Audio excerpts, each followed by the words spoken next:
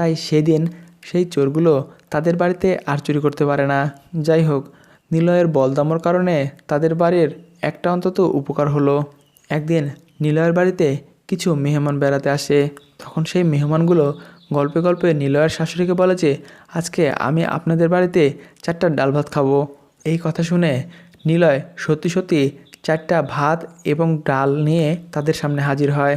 তারা তো সেগুলো দেখেই তাদের চোখ ছানাবড়া হয়ে যায়। তাই তারা সেখান থেকে না খেয়ে চলে যায়, বলে যে আমরা পরে এসে লক্ষ লক্ষ ভাত খাবো। তাই নিলয় লক্ষ লক্ষ ভাত গুনতে শুরু করে। তার বউ তাকে এ সকল ভাত গুনতে নিষেধ করলেও সে কোনো কথাই শুনে না।